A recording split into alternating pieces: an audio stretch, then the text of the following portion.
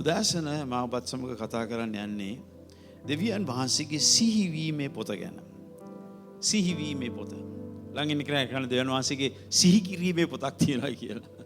උන්වහන්සේට කාරණාවල් සිහියට ගන්න, සිහියට ගෙනෙන්න සමහර දේවල් ලියන පොතක් තියෙනවා උන්වහන්සේ ගැන. මේ පොත ගැන කතා කරනවා මලාකි පොතේ 3 වෙනි පරිච්ඡේදයේ 16 වෙනි පදේ. යොහාන් 3:16 නෙමෙයි මලාකි 3:16. ඔබ යොහාන් 3:16 දන්නේ නැත්නම් මලාකි 3:16ත් ඔබට හොයාගන්න බැරි වෙනවා. මලාකි 3:16 මේව කියනවා. එකල ස්වාමින් වහන්සේ කෙරේ බය ඇත්තෝ එකෙකා සමග කතා කරගත්තෝය. ස්වාමින් වහන්සේද කන්දී ඇසූසේක. එවිට ස්වාමින් වහන්සේ කෙරේ බය ඇත්තා වූ උන්වහන්සේගේ නාමය සැලකුවා වූ අය ගැන උන්වහන්සේ ඉදිරියේ සිහිවීමේ පොතක් ලියන ලද්දේය. සිහිවීමේ පොතක් ලියන ලද්දේය. මේ අපි මේ කියපු පදේ පසුබිම දිහා බැලුවොත් මේ කාලේ හිටිය දුෂ්ට මිනිස්සු දෙවියන් වහන්සේගේ දේවල් දැනගෙන දෙවියන් වහන්සේගෙන් අයින් වෙච්ච අය, දෙවියන් වහන්සේගේ වචනේ කන පිට හරවපු අය. සමහරක් වෙලාවට හිංසාව තිබුණා. දෙවියන් වහන්සේ මේ අකුලන්ගේ බස් ඇසුවේ නැහැ. හැබැයි මෙතන කියනවා ස්වාමින් වහන්සේට බය ඇත්තෝ. හරිද? එකතු වෙලා ඔවුන් කතා කරනකොට ස්වාමින් වහන්සේ සවන් දුන්නා. කන්දේ ඇසුවයි කියලා කියනවා. උන්වහන්සේගේ කන යොමු කරලා උන්වහන්සේ ඇසුවා. ඔවුන් කතා කරනකොට ස්වාමින්ගේ නාමය, උන්වහන්සේගේ නාමය සැලකූ කල ඔවුන් ගැන සිහිවීමේ පොතක්. ඔවුන්ව සිහිවීමේ පොතක්. එහෙමයි වෙන්නේ. ඔවුන් ගැන සිහිවීමේ කාරණාවල් ලියවිච්ච පොතක් තිබෙනවායි කියලා දේවචනේ කියනවා. ඊට පස්සේ 17 වෙනි පදේ ඔබ කියුවොත් එතන කියනවා ඔහු වනායි මා විසින් පමුණුවන දවසේදී මාගේ සම්පත වන්නේය. මාගේ සම්පත වන්නේ. මෙතන කියන්නේ වෙන දෙවියන් වහන්සේ උන්වහන්සේගේ ආභරණ හදද්දී. උන්වහන්සේගේ ආභරණ හදද්දී මේ සිහිවීමේ පොතේ සටහන් කරපු අනගි මැණික් ටික පාවිච්චි කරන්න යනවා කියන එක කියන්නේ. ඒක කියන්නේ මේ සිහිවීමේ පොතට ඇතුල් වෙච්ච අය මගේ දවසේදී මම ඔවුන්ව පාවිච්චි කරන්න යනවා. මම ඔවුන්ව පාවිච්චි කරන්න යනවා. දැන් මේ කතා කරන්නේ ජීවනයේ පොත ගැන නෙවෙයි. අපිට ජීවනයේ පොතක් තියෙනවා. යේසුස් වහන්සේව පිළිගත්තාන් පස්සේ හැම කෙනෙක්ගේම නම් මේ ජීවනයේ පොතේ ලියවිලා තියෙනවා. මේක සිහිවීමේ පොතක්. මේ කතා කරන්නේ ඔබ කරන දේ. විශේෂයෙන්ම ඔබ කතා කරන හා ඔබගේ සිතේ තියෙන දේ. දෙවියන් වහන්සේ විමසලා සටහන් ලියා ගන්නවා.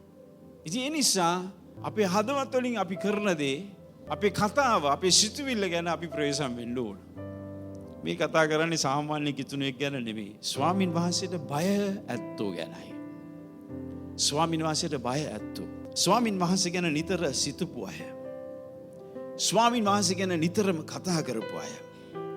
ස්වාමින් වහන්සේගේ නාමය සලකපු අය. ස්වාමින් වහන්සේ උදෙසා සියල්ල දීපු අය.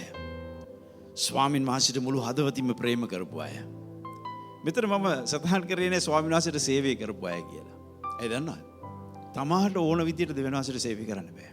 තමාට ඕන මුල නිසා දෙවියන් වහන්සේට සේවය කරන්න බෑ. කිසිම මිනිසෙකුට සේවය කරන්න බෑ දෙවියන් වහන්සේගේ කැඳීමක් නැත්තම්.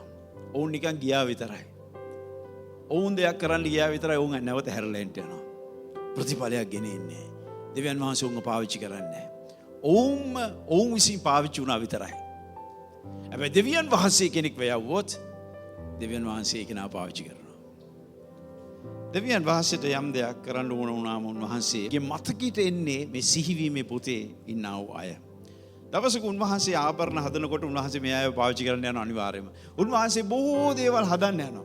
බොහෝ දේවල් ගොඩනගන්න යනවා. බොහෝ දේවල් වලට උන්වහන්සේට මිනිස්සු අවශ්‍යයි. මේ පොළවේ දේවල් කරන්න උන්වහන්සේට මිනිස්සු ඕන. මේ සිහිවීමේ පොතේ පුද්ගලයන් උන්වහන්සේ තෝරා ගන්නට යනවා. මේ සිහිවීමේ පොතට ඔබට ඇතුල් වෙන්න පුළුවන්. පළවෙනි කාරණාව තමයි මේ සිහිවීමේ පොතට ඇතුල් වෙන්න ඔබ සිතන විදිය වෙනස් කරගන්න ඕන. ඔබ සිතන විදිය වෙනස් කරගත්තේ නැත්නම් මේ සිහිවීමේ පොතට ඇතුල් වෙන්න විදියක් නැහැ. ළඟින් ඉන්න සිතන විදිය වෙනස් කරගන්න ඕන. දේ වචනේ කියනවා රෝම 12:2 නේ. රෝම 12:2 අපි කවුරුත් දන්නා නුඹලා ලෝකයාකාරට සමාන නොවි දෙවියන් වහන්සේගේ කැමැත්ත එනම් යහපත වූ පිළිගත යුතු සම්පූර්ණ දේ. කිමෙක්ද කියා දැනගන්නා පිණිස සිත අලුත් කර ගැනීමෙන් අන්‍යාකාරයත්වෝ වෙල්ලා. සිත අලුත් කරගෙන අන්‍යාකාරයත්ව වෙන්නේ. ඒ කියන්නේ මේ ඔය ඉන්න මිනිස්සයා නෙවෙයි ඔය ඉන්න මිනිස්සයට වඩා වෙනස් මිනිසෙක් වෙන්න ඕන. අනිවාර්යෙන් වෙනස් වෙන්න ඕන. අපි වෙනස් වෙන්නේ නැත්නම් අපි දෙවියන් වහන්සේගේ උසමාසයේ ප්‍රමාණය දිනපතා වර්ධනය වෙන්නේ නැත්නම් මේ මනුෂ්‍ය ස්වභාවයේ මානසික ස්වභාවයේ සිටින අය පමණයි. ඉතින් සම්පූර්ණ දේ යහපත් දේ දැනගන්න පිණිස, ඒ කියන්නේ දැනගන්න පිණිස මුල් පියවර මේක. දෙවියන් වහන්සේ ගැන මහත් දේ දැනගන්න පිණිස, සම්පූර්ණ දේ දැනගන්න පිණිස සිත අලුත් වෙන්න ඕන. නැත්තම් දැනගන්න විදියක් නැහැ. දැනගන්න විදියක් නැහැ. ලෝකාකාර සිතක් දෙවියන් වහන්සේ දවසක සිහි කරන්නේ නැහැ. ඔබ කවුද කියා තීන්දුව වන්නේ ඔබ සිතන දේ මතයි. ඔබ කවුද කියා තීන්දුව වෙන්නේ ඔබ සිතන දේ මතයි. ඔබගේ හදවතේ තිබෙන දේ තමයි ඔබගේ ක්‍රියාව වන්නේ. ඒ නිසා තමයි හිතෝපදේශ 23:7 මෙහෙම කියන්නේ. මක්නිසාද තමාගේ සිතෙන් ගණන් ගන්නා ලෙසම ඔහු වන්නේය. තමාගේ සිතෙන් තමා ගණන් ගන්නා ලෙසම ඔහු වන්නේ. ඔබ සිතන දේම තමයි ඔබ. ඔබගේ සිත කොයි ආකාරද? ඒක විමසලා ඒක ස්වාමින් වහන්සේගේ ස්වරූපයට හරව ගන්න ඕන. ඔබ කොපමණ දෙවියන් වහන්සේ ගැන සිතනවාද? ලාර කල්පනා කර කොච්චරක් මම දෙවියන් වහන්සේ ගැන සිතනවාද? දෙවියන් වහන්සේව මතක් වෙන්නේ ඔළුව කොහේ හරි වැදිච්චාමද ඩෝන් ගහලා. සමහර කගේ ඔළුව කොහේ හරි වදින්න ඕන දෙවියන් වහන්සේ මතක් වෙන්නේ. ස්වාමිනී කියලා කියන්නේ එතකොටයි. නැත්තම් ස්වාමීන් වහන්සේ මතක් වෙන්නේ නැහැ. සමහර කගේ ස්වාමීන් වහන්සේ මතක් වෙන්න ගෙදර ගිනි ගන්න ඕන. ඕගාලා ගිනි ගන්නකොට ස්වාමිනී කියලා හතර වටේම දුවනවා වතුර බාල්දියක් හොයාගෙන. දේව දූතයන් මතක් වෙන්නේ එතකොටයි. ස්වාමීන් වහන්සේ මතක් වෙන්නේ ඔබට කරදරයක් ඇති වෙච්ච අවස්ථාවකදී පමණක්ද? ඔබගේ සිත තුළ නිතරම ස්වාමින් වහන්සේ සිටිනවා නම් උන්වහන්සේ ඔබව අමතක කරන්නේ නැහැ. ඇත්ත කතාව මේකයි. ඔබගේ සිත පුරුදු කරගන්න ඕනේ දෙවියන් වහන්සේව නිතරම සිහි කරගන්න. ආමෙන්. මෙයාන මේ මානසික ලේසි නෑ. හරි අමාරුයි. මම දන්නවනේ. සමහරක් ආත්මික දේවල් කියෝගෙන යනකොට මානසික කියන ඇති නවත ගනි. හැබැයි අර ජරාවක් අර මොකක් හරි වීලු කතාවක් බලාගෙන යනකොට ඒක නම් හරි hina විවි බලනවා. මානසික කැමති ඒක බලන්න. නැද්ද? මානසික කැමති නෑ. හැබැයි මානසික කීකරුකමට ගෙනෙන්න ඕන. වැඩි වැඩියෙන් ස්වාමින් වහන්සේ ගැන ආන්න කැමති වෙන්න ඕන. ආමෙන්. ස්වාමින් වහන්සේ ගැන නිතරම අපේ සිතුවිලි අපි යොමු කරනකොට උන්වහන්සේ අපි ගැනත් සිතනවා. එහෙමයි වෙන්නේ. යෙසායා පොතේ ලස්සන පදයක් තියෙනවා. යෙසායා 26:3 මෙහෙම කියනවා. ඔබ කෙරේ සිත තබා සිටින තැනැත්තා. හරි, ඔබ කෙරේ සිත තබා සිටින තැනැත්තා ඔබ කෙරේ විශ්වාස කරන බැවින් ඔබ ඔහු ශාන්ති සමාදානයෙන් ආරක්ෂා කරන සේක. දෙවියන් වහන්සේ ගැන නිතරම සිතන කෙනා, දෙවියන් වහන්සේව සිතේ තියාගෙන ඉන්න කෙනාට දෙවියන් වහන්සේ දෙන ආශිර්වාදයක් මේක. මොකද්ද? ශාන්ති සමාදානය. නිකන් සමාදානය නෙවෙයි මේක. නිකන් සමාදානයක් නෙවෙයි කියන්නේ ශාන්ති සමාදානයක්. මේ සමාදානය ඔබ කොහේ ගියත් මොන කුණාටුවක් ආවත් මොන වැස්සක් ආවත් ඔබට තියෙන යන සමාදානයක්. කාටවත් ගන්න බැරි සමාදානයක්. මිනිස්සු පුදුමයටපත් වෙන සමාදානයක්. මොකද මේ සමාදානයේ දිනවල මිනිස්සු කියන්නේ මේ ආකාර මෙච්චර දෙයක් වෙලා පුදුම සමාදානකින් ඉන්නේ. පුදුම ප්‍රීතියක් නෙමෙයිලා තියෙන්නේ. පුදුම හිනාවක් නෙමෙයිලා තියෙන්නේ. මෙයාට කොහොමද මෙච්චර මේ ශක්තිමත් වෙන්න පුළුවන්කම තියෙන්නේ මේ වගේ දෙයක් වුණත්? එයි දෙවියන් වහන්සේ ශාන්ති සමාදානය දීලා තියෙන නිසායි. හalleluya. සමහර කලකට ওই ප්‍රශ්න සාමාන්‍ය දේවල්. ගොඩාක් ප්‍රශ්න ලොකු වෙලා තියෙන්නේ මේ ශාන්ති සමාදානය අපිට නැති නිසායි. මෙතන කියන්නේ මොකක්ද? ඔබ කෙරේ සිත තබා සිටින තැනැත්තා. හalleluya. ඔබගේ සිත ස්වාමීන් වහන්සේ සමග තියෙනවා නම් ස්වාමීන් වහන්සේ මේ ශාන්ති සමාදානය දෙන්න යනවා. මෙය පහ නොවන සමාදානයක්. කවදාවත් නැති වෙන්නේ නැහැ. හැමදාම තියෙන්න යනවා. දෙවෙනි කාරණාව තමයි මේ සිහි කිරීමේ පොතට ඇතුල් වෙන්න නම් ඔබගේ කතාව වෙනස් වෙන්න ඕන. ඔබ කතා කරන විදිය වෙනස් වෙන්න ඕන මේ සිහි කිරීමේ පොතට ඇතුල් වෙන්න නම්. ඔබ කතා කරන හැම දෙයක්ම දෙවියන් වහන්සේ සමන් දෙනවයි කියලා අමතක කරන්න හොඳ නැහැ. අපි ඒක දැනගත්තත් අපිට ඒක අමතක වෙනවා. දැන් එතනම අපි කියපු පදේ කියනවා දෙවියන් වහන්සේ බය ඇත්තන් කතා කරනකොට එතනට ඇවිල්ලා උන්වහන්සේ සමන් දුන්නයි කියලා කියනවා. මොනවද මේගොල්ලෝ කතා කරන්නේ? ඔවුන් දෙවියන් වහන්සේගේ නාමය උසස් කරද්දී ඔවුන් ගැන සිහිවීමේ පොතක් ලියවනයි කියලා. මේකයි. ඔබගේ කතාව ඔබගේ භක්තිය විනාශ කරනවා. හරිද? මේ වචන වලට සම්බන්ධ වෙන්න. ඔබ යාඥා කරනකොට ඔබට පිළිතුරු නැත්තේ ඔබගේ කතාවේ ස්වරූපය නිසායි. ඔබ කොච්චර සමහර මිනිස්සු මේ ඒගොල්ලෝ කරන යාඥාවල් දැක්කම වචන දැක්කම නමුත් ඔබ දන්නවද ඔබගේ කතාව ඔබගේ යාඥාව විනාශ කරනවා කියලා? බලන්න අපි යාඥා කරන්න ගියා මොනවද කරන්නේ? අපි ඇස් පියා ගන්නවා, බොම්බක් තියෙනවා. දන නමනවා. නමස්කාර කරනවා. ගීතිකාවක් ගායනා කරනවා අතරමැද. හැබැයි අපිට අමතක වෙලා තියෙනවා දෙවියන් වහන්සේ අපේ කතාව වලට සවන් දෙනවා කියලා. නිකන් හරි යාඥා වෙලාදී කෝල් එකක් ආවොත් කෝල් එක ආන්සර් කරනවා. හරිද? කවුරු හරි කේලමක් කිව්වොත් ඉක්මනින් ඒකට සවන් දෙනවා. ඇත්තද කියන්නේ මම මේ පොඩි යාඥාවක හිටියේ. කමන්නේ යාඥා පස්සේ කරන්න පුළුවන් කියන්නේ. දෙවියන් වහන්සේ සවන් දෙනවා. මොනවද පල්ලි වැරදි අර්ක වැරදි මේක වැරදි අතන මල් ටික හරි නෑ මෙතන පුටුව මේ වෙලා තිබුණා. පල්ලියේ දේවල් කතා කරනවා. සෑම කතාවකටම එකතු කරන්න දෙයක් ඔබට තියෙනවා නම් ඔබ ඉන්නේ භයානක දැනග. ඔබ දන්නවද මිනිස්සුගේ කතාවල් වෙනස් කරන්න පුළුවන් කියලා? මොන කතා කරගෙන යනවා අලියෙක් ගැන. මේ අලියා මෙහෙම ආවා කැලෑවෙන්. එදා මම යනකොට කොටියකුත් පැන්නනේ. දැන් අලියා කතාව විතරයි දැන් කොටිය ගැන කතා කරන්නේ. මිනිස්සුගේ කතාවල් ටක් ගාලා වෙනස් කරන්න පුළුවන්. ඇයි දන්නවද? මිනිස්සු හැමතිස්සෙම කැමති ඕනම කතාවක් යනවා නම් කතාවට දෙයක් එකතු කරන්න. කන් ඇත්තු අසාව. ඒ නිසා ඔබගේ කතාව වැඩි වෙච්චාම බයිබලෙත් කියනවානේ කතාව වැඩි වුණාම ඒක වරදට වචන බොහෝ කල වරද හිඟ නැත කියලා. වරද හිඟ නැහැ. බොහෝසේ තියෙනවා. සඵලව තියෙනවා. නමුත් අපි යාඥාවේ මම මේ කතා කරන්නේ සමහර වෙලාවට යාඥා කරලා නැගිට්ටකම. අපි යාඥා කරලා කෑ ගාලා අන්‍ය භාෂාවෙන් යාඥා කරලා මේ ඔක්කොම පැදුරු ටික අකුල්වල මෙතන යන්නේ ඉස්සෙල්ලා. අපි හිතන්නේ දෙවියන් වහන්සේ හැම වචනයකටම සවන් දෙනවා කියලා. දෙවියන් වහන්සේ සවන් දෙනවා.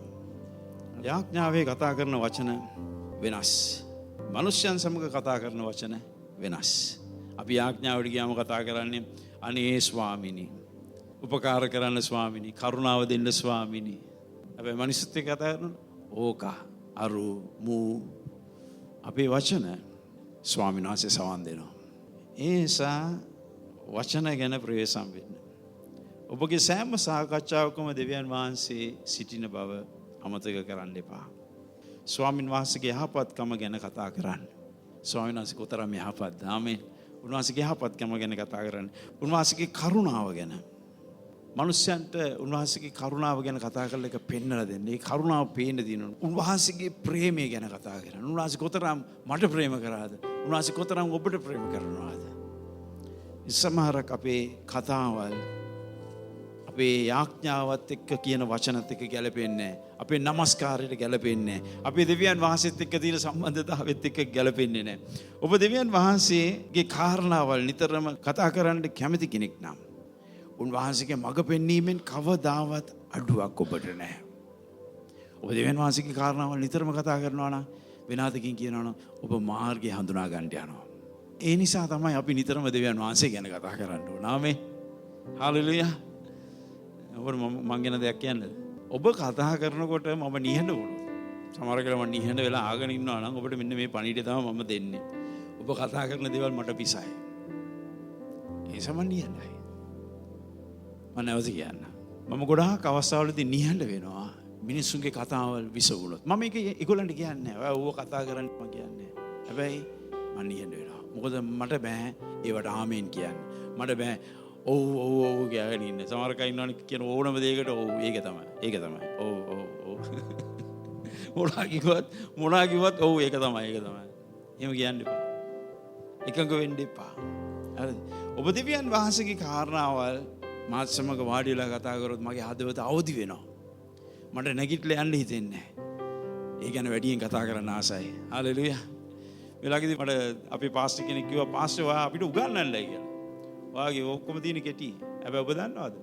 මට දේවදාසියෝ දෙවියන් වහන්සේගේ වචනේ අහන්න කැමති මිනිස්සු හිටියොත් මම දවසක් උනත් උගන්වනවා.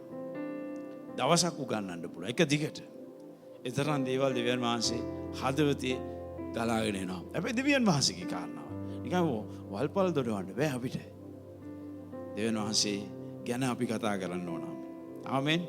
දැන් ඊළඟ දේ තමයි මේ පොතට ඇතුල් වෙන්න තියෙන වැදගත් දෙයක් තමයි අපි යහපත කරන්න ඕන. ආමෙන්. ළඟින් කරන්නේ යහපත කරන්න ඕනයි කියලා. දැන් යහපත කිරීමෙන් ඔබ ධර්මිෂ්ඨ වෙන්නේ නැහැ. ස්වාමින් වහන්සේ ඔබ වෙනුවෙන් කුරුසියේ දිවි පුදා ඔබව ගැලෙව්ව නිසා ඔබ ධර්මිෂ්ඨ වෙලා තියෙනවා. යහපතෙන් ඔබ ධර්මිෂ්ඨ වෙන්නේ නැහැ. ඔබගේ යහපත්කම් ඇවිල්ලා දෙවියන් වහන්සේ ඉදිරියේ කිලිටි වරහැලි වගේ ඔබගේ ගැලවීමට සම්බන්ධ වෙච්චම. හැබැයි අපිව කැඳවලා තියෙනවා උන්වහන්සේ යහපත් දේ කරන්න. මොකද ඔබ යහපත් දේ කරනකොට දෙවියන් වහන්සේ ඒව සටහන් කරගන්නවා. සටහන් කරගන්නවා. ඒ නිසා තමයි ගලාති පොතේ 6:9 මෙහෙම කියනවා. තවද යහපත්කම් කිරීමට මැලි නොවෙමු. මැලි වෙන්න එපා. කම්මැලි වෙන්න එපා යහපත්කම් කරන්න. මක්නිසාද අපි ක්ලාන්ත නොවෙමු නම් නියම කාලයේදී කපා ගන්නෙමු. අපි ක්ලාන්ත වෙන්නේ නැත්තම් අපි යහපත්කම් කිරීමෙන් ක්ලාන්ත වෙන්නේ නැත්තම් යහපත්කම් කරන එක ලේසි නෑ. මොකද යහපත්කම් කරලම තමයි මිනිස්සු අපිට දොස් කියන්නේ. නමුත් ඒත් ක්ලාන්ත වෙන්න එපා. ආමෙන් කියවද? ක්ලාන්ත වෙන්න එපා. ක්ලාන්ත වෙන්න එපා. ඔබට දෙයක් වතුරු වීදුරක් හරි දීපු මිනිහෙක් ඉන්නවා නේද? ඒ මිනිහට ආශිර්වාද කරන්න. හරිද? ඒ මිනිහට විපතක් වෙච්චාම, ඒ මිනිහට කරදරයක් වෙච්චාම කවදාවත් ගහන්න එපා.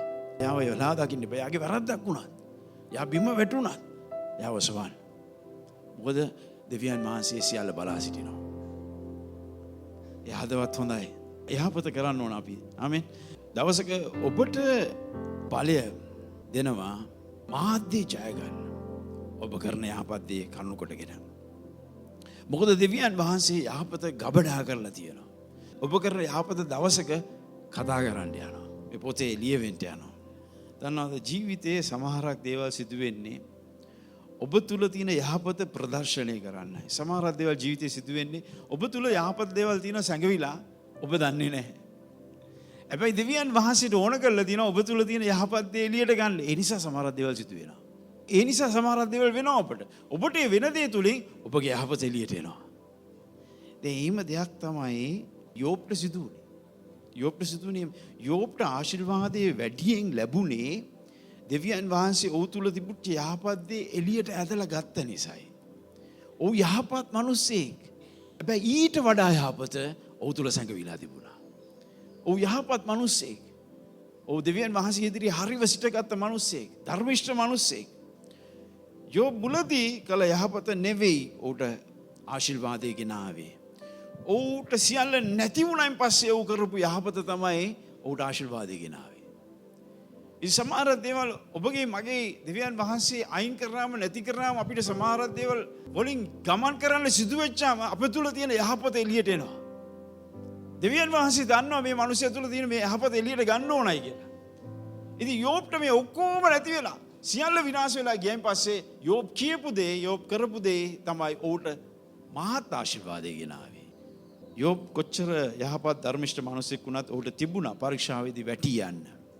නමුත් ඔහු වැටි ගියේ නෑ. ඔහු මෙහෙම කිව්වා යෝබ් 1:21 නග්නව මගේ මව් කුසෙන් ආවෙමි. එසේම නග්නව හැරී යන්නෙමි. ස්වාමීන් වහන්සේ දුන්සේක. ස්වාමීන් වහන්සේ ගත්සේක. ස්වාමීන් වහන්සේගේ නාමයට ප්‍රශංසා වේවා. ධර්මිෂ්ඨයෝ දෙවියන් වහන්සේ ගැන කතා කරනකොට උන්වහන්සේ සවන් දෙනවා. ආමේන්. මේ දෙවියන් වහන්සේගේ නාමය උසස් කරනකොට මෙහෙමනේ ඔක්කොම නැතිලා දරුවෝ නැතිලා සියල්ලම නැතිලා මේ මිනිසෙකුට මෙහෙම කියන්න පුළුවන්ද? දෙවියන් වහන්සේ දුන්නා. දෙවියන් වහන්සේ ගත්තා. දෙවියන් වහන්සේගේ නාමයට ස්තුති. ඒකම තමයි උට ආශිර්වාදයක් උනේ. දන්නවද? යහපත වපුරලා කපා ගන්නා උදයක්. යහපත කියලා කියන්නේ වපුරලා කපා ගන්න දෙයක්. යහපත කියන්නේ වපුරලා මුකුත් ඵලයක් එන්නේ නැති දෙයක් නෙමෙයි. යහපත කියන්නේ ඔබ වැපුරුවොත් ඔබ කපා ගන්නවාමයි. යහපත ඔබට මේ පොළවේ හරිද? ස්වර්ගෙ නෙමෙයි. මේ පොළවේ ඔබට කපා ගන්න දෙයක් තියෙනවා. ඒ නිසා යහපත කරන්න ඕන. දෙවියන් වහන්සේගේ මතක පොතේ සටහන් වෙන සෑම දෙයක්ම දවසක ඔබට අවස්ථාවක් උදා කරලා දෙන්න යනවා මේ පොළවේ. අවස්ථාවක් දෙන්න යනවා. ඊට වඩා දෙයක් කරන්න. ඊට වඩා දෙයකට යන්න. ඔබගේ විපතේදී ඔබව ගලවන්න ඔබ කළ යහපත ඔබ වෙනුවෙන් ඉදිරිපත් වෙන්න යනවා.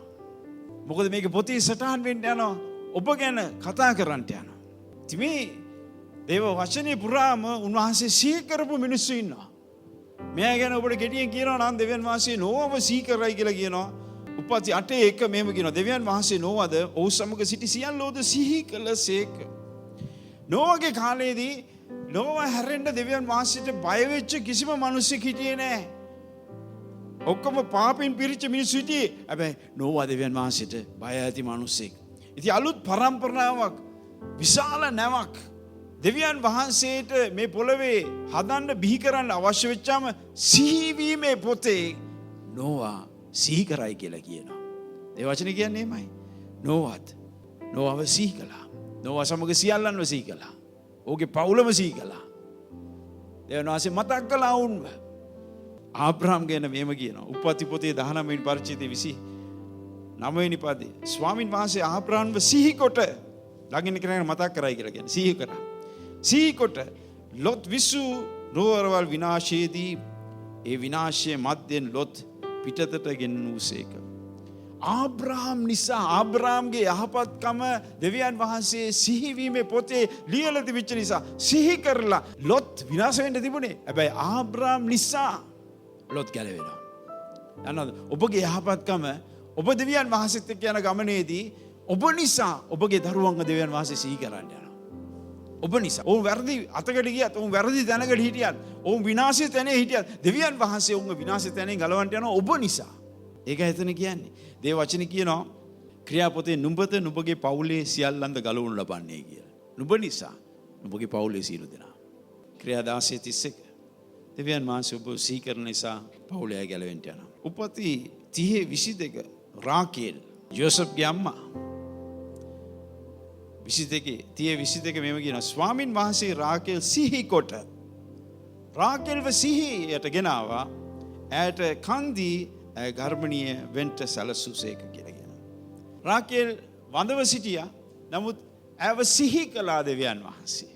සිහිවීමේ පොතේ ඇගේ නම ලියලා තිබුණා. දෙවියන් වහන්සේ ඇව සිහි කළා. දෙවියන් වහන්සේට මේ පොළොවට ඊශ්‍රායල් ජාතිය ගලවන්න, ඊශ්‍රායල් ජාතිය වෙන් කරන්න විදුන්කාරයෙක් ඕන වෙච්චාම සිහි කරා රාකේල්ව යෝසෙෆ් ඇය කරුණකොටගෙන ඉපදුණා. දෙවියන් වහන්සේ සිහි කිරීමේ පොතේ ලියා තිබෙන දේ එළියට ගේන්න යනවාමයි. ආමේන්. හලෙලූයා. 2 රාජාවලියේ 20:3 හෙසකියා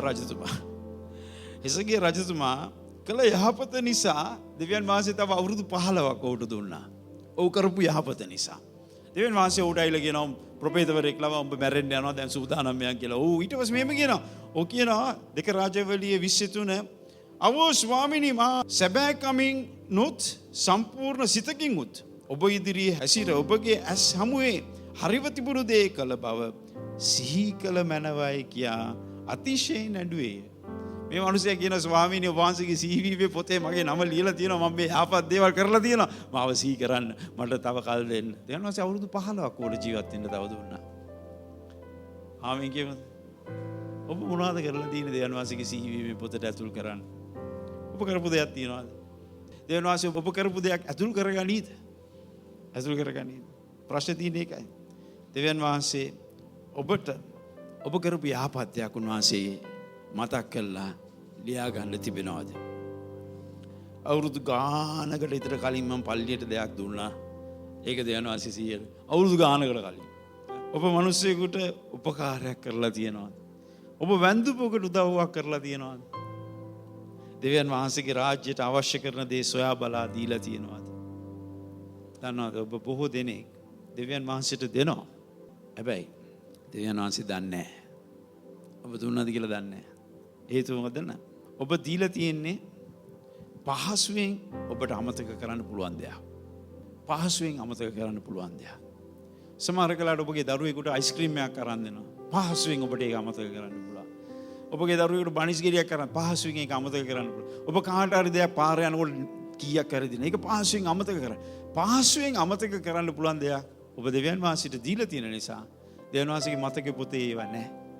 ඔබ දෙවියන් වහන්සේට දෙන විට දැනෙන දෙයක් දෙන්න ඕන. මට දැනෙන්නේ නැත්තම් මම දෙන දේ මම දෙවියන් වහන්සේට දීලා නැහැ. ඔබට දැනෙන දෙයක් දෙවියන් වහන්සේට දෙන්න නැත්තම් දෙවියන් වහන්සේට දෙන්න එපා. දීලා වැඩක් නැහැ. මේ දීම ගැන කතා කරනකොට මේ දෙන දේවල් ගැන දෙවියන් වහන්සේ සටහන් ගන්නවා. මොකද දෙන එක ලේසි නෑ. දෙවියන් වහන්සේට නෙමෙයි. මිනිසෙකුට දෙන එකත් ලේසි නෑ. අපි ගාව මේ තියෙන දේ සම්පත වෙන කෙනෙකුට දෙන එක ලේසි නෑ. නමුත් දෙවියන් වහන්සේ මේක කිරලා බලනවා. ක්‍රියාපොතේ මිනිසෙක් සිටියා. ක්‍රියාපොතේ 10 වෙනි පරිච්ඡේදයේ 4 වෙනි පදේ කොර්නේලියස් ගැන කතා කරනවා. ඕගෙන මෙහෙම කියනවා. දැන් දේව දූතයා ඔහු ඉදිරියට එනවා. හරිද? ඔහු දෙස ඇස් යොමා බලා බයපත්ව ස්වාමීනි කිමෙක්දයි ඇසුවේ. ඔහු ආනවා මේ දේව දූතයාගේ ස්වාමීනි මොකද්ද මේ කියලා. ඔහු කතා කොට මේ දේව දූතයා කතා කොට කියනවා නුඹගේ යාඥාවද දානද සිහිවීමක් කොට දෙවියන් වහන්සේ ඉදිරියට පැමිණුණේය. ඔහු දුන්න දේ ඔහුගේ යාඥාව සිහිවීමක් හැටියට දෙවියන් වහන්සේ වෙතට පැමිණියයි කියලා කියනවා. කොර්නේලියස් යාඥාවද දීමද දෙවියන් වහන්සේ සිහි කළා. මේ මිනිස්සයා පල්ලි ගිය කෙනෙක් නෙවෙයි. හැබැයි පල්ලි හදපු කෙනෙක්. මෙයා ඇවිල්ලා දේවදාසයන්ට උදව් කරපු කෙනෙක්. මෙයා යාඥා කරපු කෙනෙක්, නිරාහාරව හිටපු කෙනෙක්. මෙයාගේ නිරාහාරය දෙවියන් වහන්සේ සිහි කරේ නැහැ. හැබැයි මෙයාගේ දීමත් යාඥාවත් දෙවියන් වහන්සේ සිහි කරා. සීවීමේ පොතේ ලියවුණා. අන්‍ය ජාතින්ට සුභාරංචිය ගෙන යන්නට උන්වහන්සේ මුල් පියවරක් උන්වහන්සේට තබන්න ඕන වෙච්චාම උන්වහන්සේට කොර්නේලියස් මතක් වුණා. කොර්නේලියස් ජේසුස් වහන්සේ සිහි කළා. ඔව් කළ දේ නිසා මේ සීවීමේ පොතේ ඔහුගේ නම ලියවිලා තිබුණා. ඔය දෙවියන් වහන්සේට දුන්න යාඥා කර මිනිසෙක්. ඒ මිනිසව තෝරාගත්තා. අද අපිට ප්‍රථමයෙන් සුභාරංචියේ එන්ට තෝරාගත්ත මිනිසයා තමයි මේ කොර්නේලියස්. දෙවියන් වහන්සේ සීකිරීමේ පොතේ කොර්නේලියස් ගැන ලියා තිබුණා. ඒ නිසා දෙවියන් වහන්සේ ඔබ තෝරාගත්තා. අවසාන වශයෙන් මම ඔබට තව කතන්දරයක් කියන්න ඕන. මේ කතන්දරේ තියෙන්නේ පූරීම් දවස ගැන. පූරීම් දවස කියලා තියෙනවා දවසක්. මේකට කියනවා ඊශ්‍රායල් වරු නිදහස් වෙච්ච දවස. මේ දවස ගැන කතා කරන්නේ එස්තර් පොත කරුණු කොටගෙනයි. දැන් අපි එස්තර් පොත ගැන කතා කරන අවබෝධයේ මේ දෙත් ඔබට කියන්න බයිබලයේ පොත් දෙකක් තියෙනවා. දෙවියන් වහන්සේගේ නම සඳහන් වෙලා නැති. දෙවියන් වහන්සේගේ නමක් නැහැ. ඒක පොතක් එස්තර් පොත. අනිත් පොත ඇවිල්ලා සලමන්ගේ ගීතිකා පොත. දෙවියන් වහන්සේගේ නමක් නැහැ. ඒ වගේම කාන්තාවන්ගේ නම් වලින් තියෙන පොත් දෙකක් තියෙනවා. ඒක පොතක් එස්තර්. අනිත් පොත රූත්ගේ පොත. එතකොට මේ එස්තර්ගේ කතාවේදී අපි අහන්නේ යාගෙන තමයි. මේක මූලික චරිතය. හැබැයි මේ ඔක්කොම වෙනස් වෙච්ච තැනක් තියෙනවා. මේ කතාව හැදෙන්නේ මේකයි මම ඔබට පසුබිමක් කියන මේ පොතම කියවන්න හරි ලස්සන පොතක්. ඊශ්‍රායල් වරුන්ව සම්පූර්ණයෙන්ම ඝාතනය කරන්න මිනිස්සෙක් සැලැස්මක් දානවා. හාමන් කියන මිනිසයා ඊශ්‍රායල් වරුන් එක්ක තියෙන කේන්තියට තරහට මුළු ඊශ්‍රායල් ජාතියම විනාශ කරන්න ඔව් ලස්සන සැලැස්මක් හැදුවා. දැන් මේ සැලැස්ම ක්‍රියාත්මක වෙමින් යනවා. දිනපතා මේක ගොඩනැගීමින් යනවා. මේකට අවශ්‍ය කරන පසුබිම හදාගෙන යනවා. එස්තර් 6 වෙනි පරිච්ඡේදයට එනකොට සම්පූර්ණ මෙයා අනිත් පැත්තට හැරෙනවා. එදා රජතුමාට නිින්ද ගියේ නැහැ. රජතුමාට නිින්ද ගියේ නැති නිසා රජතුමා අණ කරනවා මට ওই පරණ ලේකම්ගේ පොතක් ගෙනවිත් කියවපන්. නිින්ද යන. රජතුමාට නිින්ද ගියේ නැති නිසා ලීවිච්ච පොතක්. සටහන් වෙච්ච පොතක්. විස්තරයක් අරගෙන කියවන්නයි කියන. ඒ කාලේදී රජතුමා යම් කිසි තැනක සිටියා නම් රජතුමා යමක් කතා කරන ඒක ලිව්වා. ලේකම්වරු ලිව්වා. ඒ කාලේදී යම් සිතුවීම් සිදු වුණා නම් ඒවා ලේකම්ගේ පොත්වල ලියවුණා. ඉතින් ඒ පරණ පොතක් ගෙනලා දැන් මේ කියවගෙන යනකොට එක තැනකදී මේ මොදකායි කියලා කෙනෙක් ගැන කතා කරනවා. මොදකායි කියන කෙනා රජතුමාව මරන්න කුමන්ත්‍රණය කරපු කුමන්ත්‍රණ සැලැස්මකින් රජතුමාව බේරාගත්තයි කියලා සටහන් වෙලා තියෙනවා. දැන් මොදකායි කවුද? ඔව් යුදෙවෙක්. ඔහු තමයි මූලික වශයෙන් ඝාතනය කරන්නේ මේ හාමාන් කියන මිනිස්සයා සැලසුම් කරලා තිබුණේ. දැන් රජතුමාට නිින්ද යන්නේ නැහැ. රජතුමා මේක කියනකොට අහනවා මේ මොදකායි කියන පුද්ගලයා මාව ගලවලා තියෙනවා. මාව බේරගෙන තියෙනවා. මේ කුමන්ත්‍රණ සැලැස්මෙන්. මෝට තෑග්ගක් කවුරුත් දීලා නැද්ද? මම දන්නේ නැහනේ. රජතුමා දැනගෙන හිටියේ නැහැ. හැබැයි රජතුමාගේ පොත්වල සටහන් වෙලා තිබුණා. මේ මොදකායි කරපු යහපත් දේ පොත්වල සටහන් වෙලා තිබුණා. ඉතින් රජතුමා කියනවා අනිවාර්යයෙන් මෙයාට විපාකයක් අපි දෙන්න ඕන. තෑග්ගක් දෙන්න ඕන. රජතුමා දෙන්න ඕන මොන තෑග්ගක්ද කියලා මුළු රැයම කල්පනා කරා. රජතුමාට හිතා ගන්නවත් බෑ. අන්තිමට මේ මොදකාය කියන කෙනාව මරන්නම සැලසුම් කරපු මිනිසයාගෙන් රජතුමා අහනවා මොනවද මෙයාට දෙන්න ඕන? රජතුමා ගෞරව කරන කෙනාට මොකද්ද කරන්න ඕනයි කියලා. ඔහු කියන ආස්සෙක්ගේ පිටියේ තියලා, ඔහු වීදි වලින් ගමන් කරලා, ඔහුගේ නාමය උසස් කරලා, ඔහුට ඒ වගේ දෙයක් කරන්න ඕනයි කියලා. දන්නවද? එදා ඒ ඊශ්‍රායල් ජාතියම විනාශ කරන්න සැලසුම් කරපු මිනිසයා එදා රාත්‍රියේ ඔව් එල්ලුම් ගසක් හදමින් හිටියා මොදකායි වෙල්ලන්න, යුදෙව්වා වෙල්ලන්න. ඔහු තමයි ඉස්සලාම වෙල්ලන්නේ. අනිත් ඔක්කොම එල්ලලා මරන්න. අනිත් ඔක්කොම ඝාතනය කරන්න. නමුත් මේ මිනිසයා කරපු යහපත් දේ, එදා රජතුමාව බේරගන්න කරපු යහපත් දේ පොතක සටහන් වෙලා තිබුණා. ඒ පොත එදා ඒ රාත්‍රී රජතුමා වෙතට ලැබෙන්න සැලසුවේ දෙවියන් වහන්සේ. මා කිව්වේ දෙවියන් වහන්සේ ගැන කිසිම වචනයක් නැහැ. මොදකායි මේ වගේ යහපතක් කරලා කියාගෙන ගියේ නැහැ. මම රජතුමාව බේරගත්තා. මම අරක කරා, මේක කරා, මේ යහපත් දේ කරා. ඔව් කතා කරේ නැහැ. ඔව් දන්නෙත් නැහැ. ඔව් කරපු යහපත ලියලා තියෙනවා. හැබැයි ඔහුගේ යහපත, ඔහු කරපු යහපත මුළු යුදෙව් ජාතියම ගැලෙව්වා. පොතක සටහන් වෙලා තිබිච්ච නිසා. ඔබ කරන දේ දෙවියන් වහන්සේගේ සිහි කිරීමේ පොතේ ලියවුණොත් ඔබට විතරක් නෙවෙයි, තව බොහෝ දෙනෙකුට ආශිර්වාදයක් වෙනවා ඒක. මේ සිහි කිරීමේ පොතට ඔබට බෝධය ඇතුල් කරන්න පුළුවන්. හalleluya. මොකද දෙවියන් වහන්සේ ඔබ සිහි කරන්න යනවා දවසක. දෙවියන් වහන්සේ ඔබගේ යහපත පාවිච්චි කරන්න යනවා. ඔබ කරපු දේ නිකන් වැළලීලා ගියා නෙවෙයි. මිනිස්සු කවුරුත් දන්නේ නැහැ. මිනිස්සු ඔබ වර්ණනා කරේ නැහැ. මිනිස්සු ඔබ ප්‍රශංසා කරලා තනතුරක් දුන්නේ නැහැ. නෑ, වැඩක් නැහැ. දෙවියන් වහන්සේ සියල්ල සටහන් කරගෙන දන්නවා උන්වහන්සේ. උන්වහන්සේ සටහන් කරගන්න දේ වැදගත් මිනිස්සු සටහන් කරගන්නවට වඩා. ආමෙන්. අනා දෙවියන් වහන්සේ සීගිරිමි පොතේ ඔබ ගැන ලියවිලා තියෙනවා. ඔබ කරන දේ ලියවිලා තියෙනවා. දවසක ඒ හැම දෙයක්ම ඔබගේ විපතේදී ඔබ ගැන කතා කරන්න යනවා. මේක විපතේ දවසක්, භයානක දවසක්. මුළු යුද ජාතියම විනාශ කරන්න දාපු සැලැස්මක්. දෙවියන් වහන්සේ ඒ සීගිරිමි පොතේ, ලේඛන්ගේ පොතේ ලියලා තියෙන දේ ආශිර්වාදයක් වෙන්න සැලසුවා. තව කෙනෙකුට මහත් ආශිර්වාදයක් වුණා. යාළුවෝ, මේ උදාසන දෙවියන් වහන්සේට බය වෙන්න. මිනිස්සු ඉදිරියේ කතා කරන දේවල් ගැන ප්‍රවේශම් වෙන්න. ඔබගේ සිත ආරක්ෂා කරගන්න. යහපත කරන්න. දෙවියන් වහන්සේට බය වෙන්න. ඔබගේ නම, කළ ක්‍රියාව දෙවියන් වහන්සේ සිහිවීමේ පොතේ ලියලා නැවත ඔබට ආශිර්වාදයක් වෙන්න සලස්වනවා. ඔබ තුල තියෙන යහපත තව කෙනෙකුට ආශිර්වාදයක් වෙන්න යනවාමයි. දෙවියන් වහන්සේගේ වචනේ ඔබට ආශිර්වාදයක් වේවා මේ උදෑසන.